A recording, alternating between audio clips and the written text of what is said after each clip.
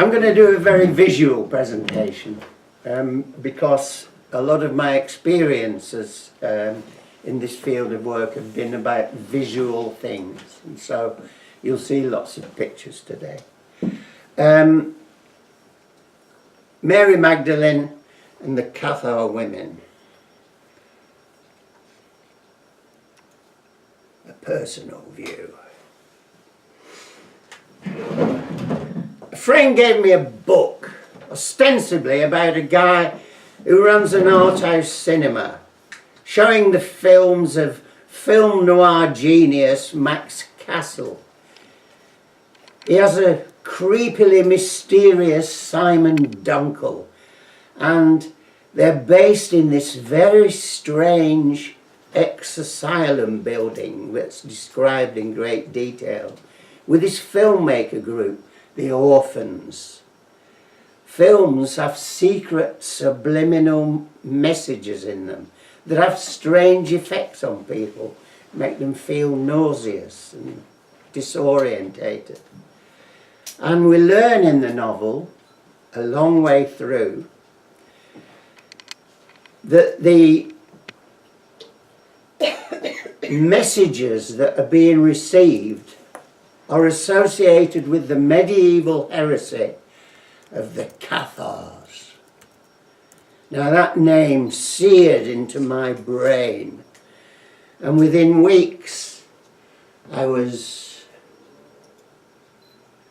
devouring the Holy Blood and the Holy Grail, and I was exploring the south of France, the Languedoc, Occitania. I was up and down mountains studying Cathar castles. The magnificent... can I hit return on this? Oh yeah. Yeah! That's better. The magnificent Keribus. The most impressive chateau. Its huge square keep prominent in the landscape. You see it from miles away. Petit-Petous, oft described as the celestial Carcassonne, a vast construction that encompassed a whole medieval town within its walls, and the mighty Montségur. This is a special place indeed, and has acquired a legendary status. The burning of 200 Cathars who sang as they entered the flaming pyre. And these stories and these myths and these legends attract droves of tourists, poets, artists, mystics, photographers and seekers after enlightenment. And then I found myself in a place called Villigny.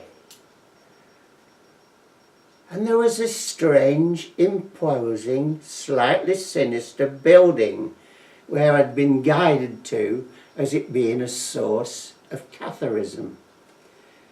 It looked to me strangely like an ex-asylum. It was lunchtime when I went there, and it was closed, and I had to wait outside for an hour, wondering if I'd be safe when I went in there. But no worries. Inside I met a nice group of academics studying Cathars and the theology of Catharism. There they were. Yves Rouquet, an Occitanian poet. Nicolas Gouze, the director of the Centre for Catharism. Michel Roquebert, who's written more books about the Cathars than anyone. I invited all three to come to the United Kingdom to attend my proposed Cathar conference at Glastonbury, the centre of the ancient Isle of Avalon. And they all came. And I wrote the conference book that described the horrific persecutions of the Cathars that went on for 150 years or more.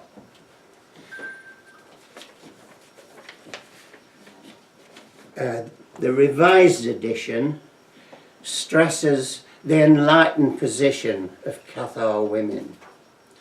As a consequence of my interest in the Cathars, I synchronistically discovered a place called Damanhur, which is in Italy, north of Turin. It's situated in what's called the Valchisella, the Quiet Valley, and in the foothills of the Alps. And it's a community of spiritual artists who dug into a mountain in secret for 16 years as a metaphor for digging into their own souls. And they made the temples of humankind dedicated to the spiritual history of human race. And all these rooms are huge chambers, and all of it was dug out by hand from the rock. Incredible feat, and nobody quite knows where they got their energy from to do it. Even they don't know. But there was a story that people, after doing a day's work in their normal occupation, would go and work all night in the temple, and in the morning they'd be more refreshed than if they'd had a night's sleep. Strange place, a lovely place.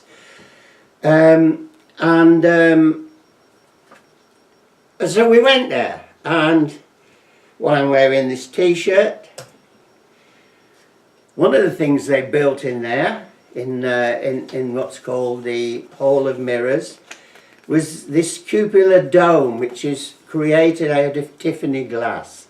Now that dome is about the size of the dome in St Paul's Cathedral in London. It's a huge dome, all made out of thousands of pieces of Tiffany glass.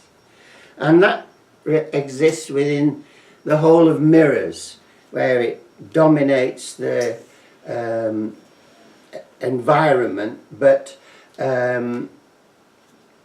within the room, because it's mirrors facing each other, you get an infinite collection of images that go on to infinity. The most amazing place. I mean, takes your breath away when you see it. And another place was called the Labyrinth, and that's becoming very exotic now.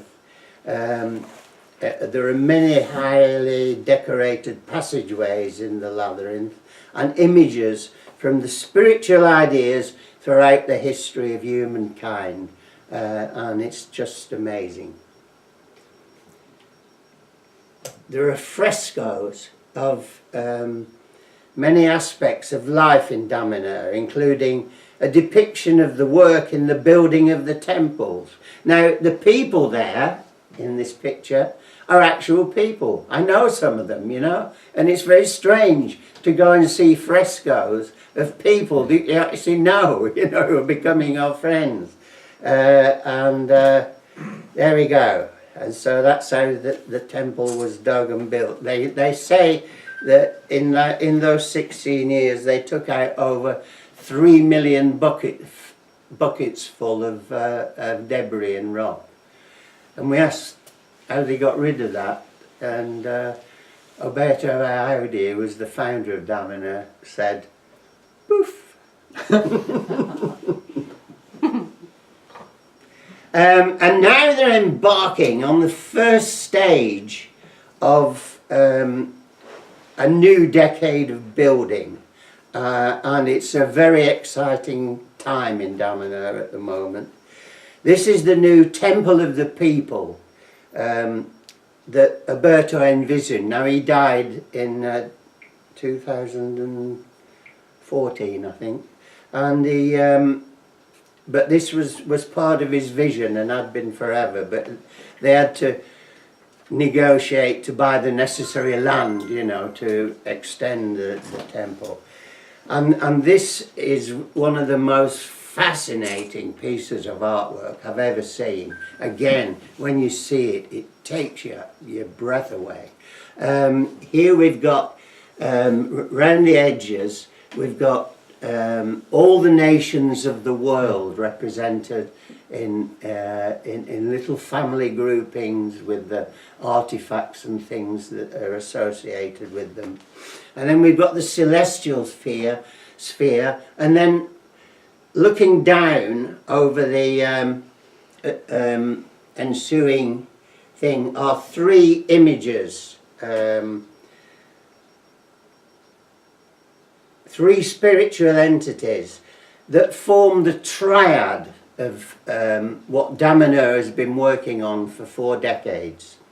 And they are representatives of the spiritual entities throughout the history of humankind. And what they did was they did research where they grouped spiritual entities throughout history into 3 groupings that they call the triad. And we've got Horus looking down there, we've got Bastet looking down there, and we've got Pan. And it's not that they're the 3 prime entities, but they're the representatives of the groupings, you know, so the groupings are grouped around them. Fascinating piece of work. So, the man who introduced me to the Flicker book initially was Ken Campbell. He gave me the novel and he said, when you start reading this, you'll be cancelling meetings. And I was right. It's one of the few books I've ever read from start to finish in one sitting. Ken Campbell is a theatrical thinker of extraordinary virtuosity. He did a 12-hour dramatisation of the Illuminatus trilogy of Robert Shea and Robert Anton Wilson, which some people say is impenetrable, but Ken turned it into a tour de force of mystical, secretive and conspiratorial manipulation of humanity. And then he did The Warp, which is in the Guinness Book of Records as the world's longest play ever performed, a 24-hour experience. The theatre critic Michael Coveney said the world will soon divide into those who have been through the warp and those who have not.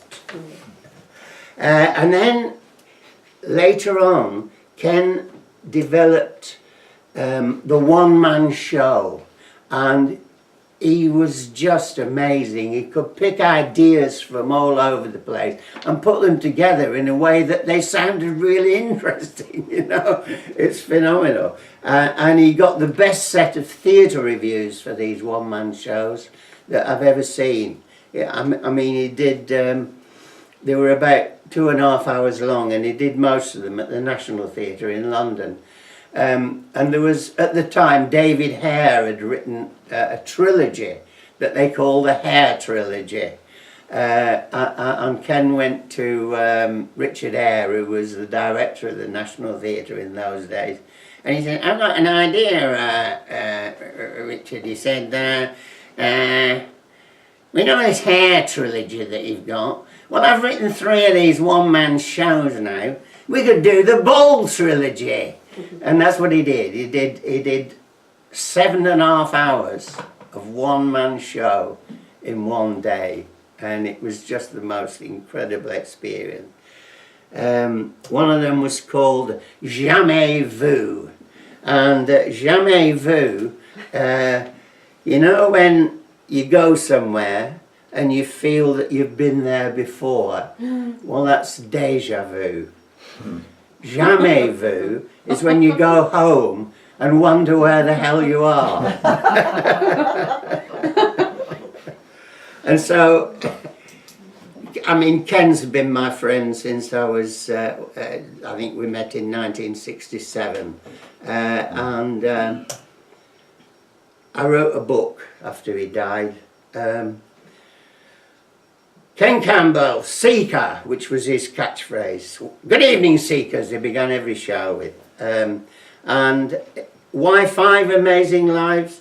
Well, because he actually packed 5 distinct, life-fulfilling periods of theatrical innovation into one lived life. Incredible. I miss him so much.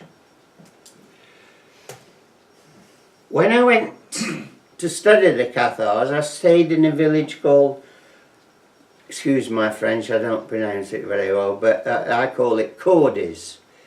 And it's a pleasant, small 9th century town in the Fenouides. And I met a man there, the late George Vere, who was much respected. He was the ex-mayor. And he gave me one of the best presents I've ever had. He gave me the script of a sonnet lumiere performed several decades before in the village, based on a text of ancient oral tradition about the Cathars. I remember a language redolent of the burning and breath of middays, harsh and pungent like the bushes of the heath. A language endowed with the curving grace and suspended leap of a wave, blue as a light August night, scented with sweet heather.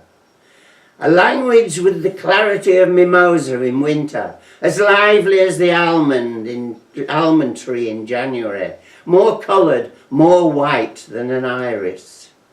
My language of Ock, which brought together the deep voice of the billowing sea and the sharp cries of the wind in the hills, crying out the name of our beloved lands, my voice of Ock in a slit throat. It's a long, sublime and beautifully written piece, which I'm proud to have included in both editions of my book. It is just the most, it's a very long poem and very interesting. Now, the mysterious building at Villagely was called then the Reninelli Centre for the Study of Catharism, and that was their logo then. They got into financial trouble at one point when government grants were withdrawn and all that sort of thing.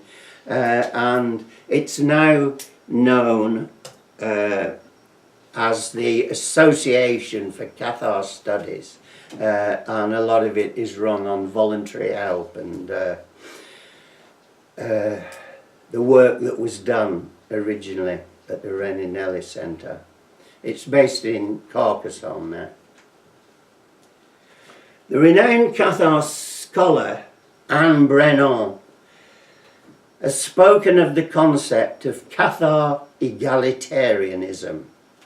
In her book, Les Femmes Cathar, she says, "It is up to us to bring to light with our everlasting human or feminine common sense the great or the small reasons, practical, intellectual, secret, obvious, exultingly, reassuring or weighty, that motivated women of 6 to 7 centuries ago to entrust their life to Catharism, to the hopes of Catharism." The theoretical teaching of Catharism suggests that the souls of human beings are like angels fallen from divine heaven and created by God. The body alone bears the stigma of inequality through sex. There are no specifically masculine or feminine souls. All souls are good and equal. Bravo. Estlamonde is a figure that you come across a lot in the Languedoc. Her name means the clarity of the world in the Occitan language, which is the language they are proud to still speak, some of them down there. She was a prominent figure in Catharism in the 13th century, largely because she helped to link the nobility with the Cathars. And the reason why the nobility became linked to the Cathars was because of the women. Because the women realised that the healing that the Cathars did was far more spectacular than the healing that was done by the doctors of the time, the medical people of the time. And so the noble ladies started going to the Cathars, and their husbands defended the Cathars in the time of what happened next. Esclamonde de feu. Fou. F-O-U-X. F-O-I-X. Yeah, the foi. Foi.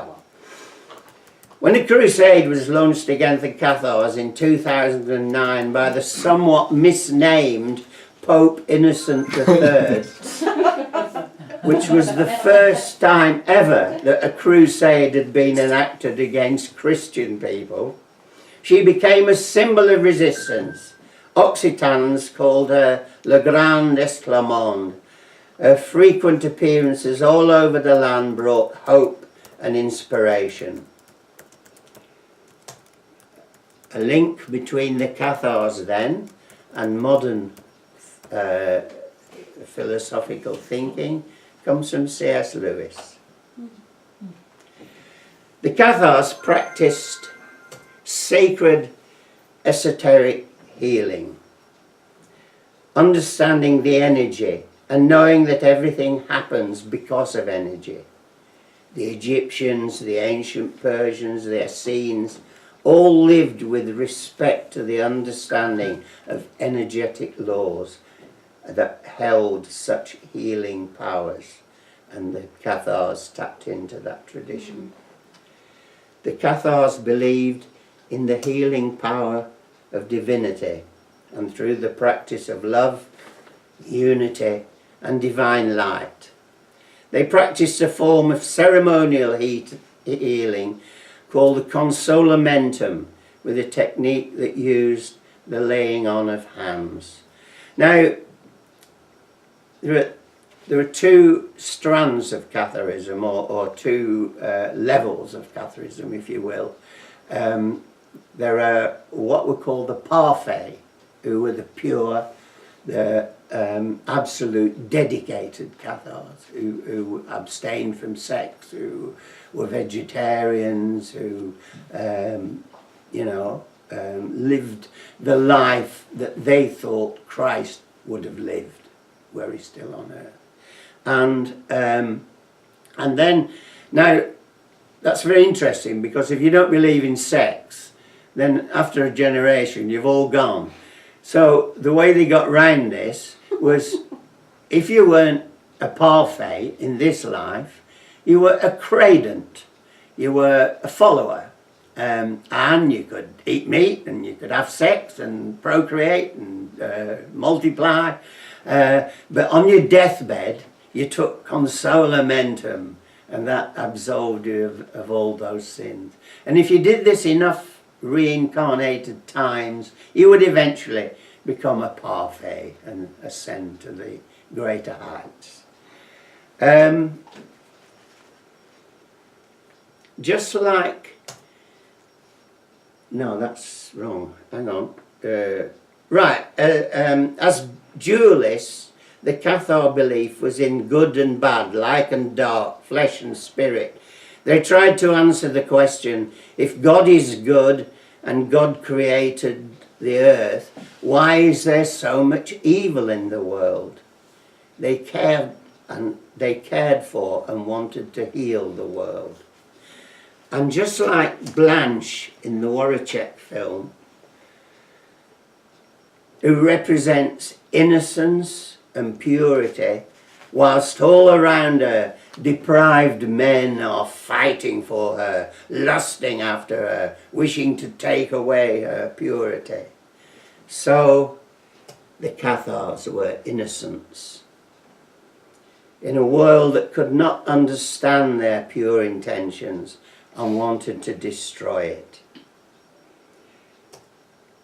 This image is said to be of Esclamonde, but there's no record of Esclamont actually being burned. But this image has come to represent, you see it in various places, and it's come to represent the horrors inflicted in the 12th and 13th centuries in the Languedoc. This is the village of Villerouge-Terminé in the heartland of Cathar country, where they stage Cathar reenactments with medieval musicians, where people dress up as knights and indulge in great feastings. Yves Rouquet, who wrote the very, very best of the books on Cathars, like that, is scathing about the dressing up as Cathars and the whole touristic abuse of Catharism. And in this book he says, of all the perfecti recorded in the Inquisitor's registers, my favourite by far is William Bellebaste. He was the last man to receive the consolamentum. His tragic death ended more than 2 centuries of faith, of life in God, and of hope. I recognise myself in him. Villerouge-Terminé is an attractive village in the plain, but you could not expect the tourist trade to miss out on it. The vogue for medieval pageants and mummery has not passed Villerouge by. The whole village has reenacted Bellebaste's burning at the stake for several years now, for he is their most famous son. Now in the Languedoc, you get many stories, ancient stories of the mythical beginnings of the Languedoc region and the Cathars, told in comic books. I mean, this absolutely fascinated Ken. He bought piles of them. And it's become a tradition to tell stories in this way.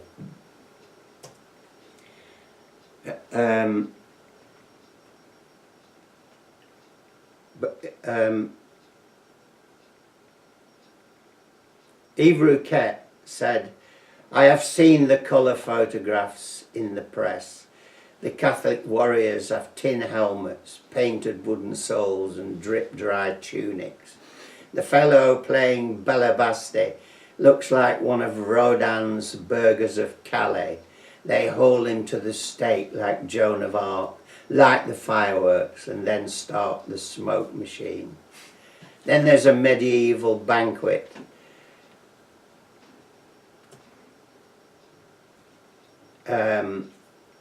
With wild boar and wenches, or perhaps just steak and chips and a bottle of Corbière.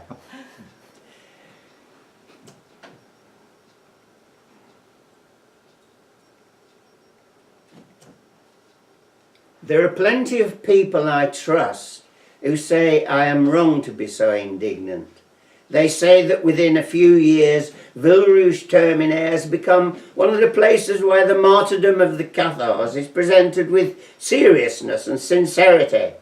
When I first heard of it, I was so disgusted, I swore I would never set foot in Villerouge again. And then, of course, every year I found myself going back. Out of season, of course, but again and again and again. For me, Yves Rouquet is the nearest to a Cathar that I have ever met, and he faces the question head on. Are you a Cathar? Joseph Deltai it was, who first asked me the question nearly 20 years ago. I just brought to him my translation into Occitan of his Jesus II. He leant forward and looked me straight in the eye and said, tell me, are you a Cathar? No, I'm not. How can you say that? He said. How can anyone not be a Cathar? This is the River Orbe, overlooking Béziers, where mass ranks of ragtag and bobtail militiamen of the crusade assembled, released criminals alongside regular soldiers and knights. The forces were under the direction of Simon de Montfort, ostensibly the Earl of Leicester, but who had never set foot in England.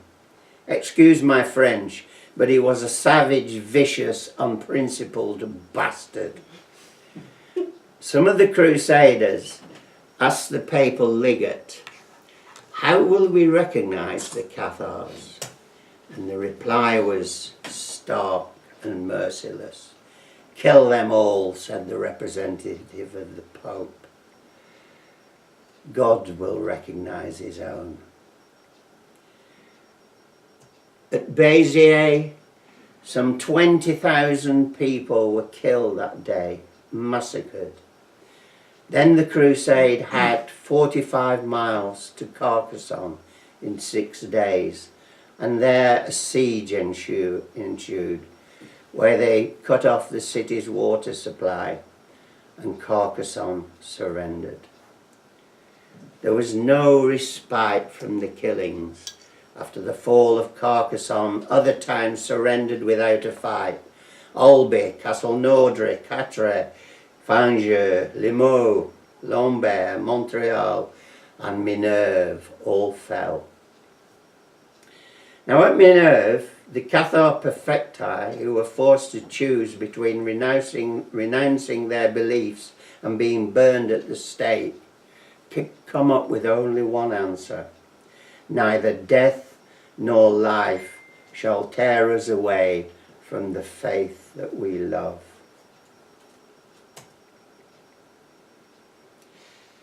On the 22nd of July 1210, 140 perfecti, men and women, threw themselves onto the flames with great personal dignity and with their heads held high. This monument was created many years later. The slogan "Kill them all" was adopted by the United States Red Beret Marines during the Vietnam War.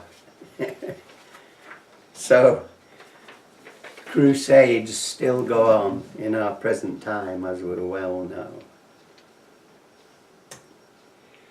The good people of Béziers remembered the 800-year anniversary of the massacre in 2009, not as a celebration, but as a festival of poetry, song and artistic expression.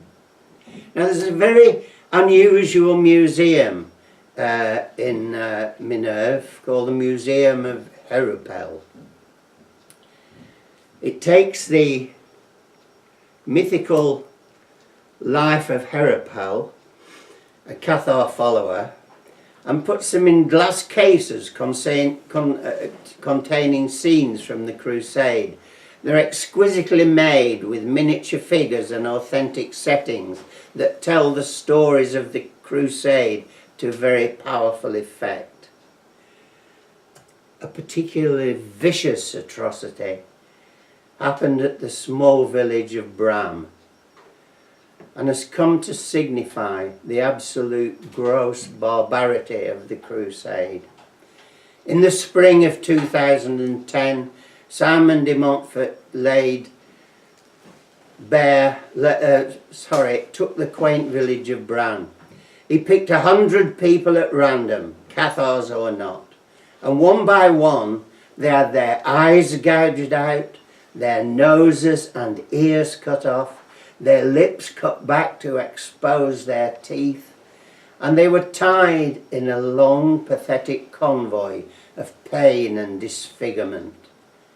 The first person at the head of this tragic entourage was allowed the luxury of keeping one eye so that he could lead the way of the rest of them to the Cabaret Castle further up the valley and warn them there of what will happen if they support the Cathars. That such horror was perpetrated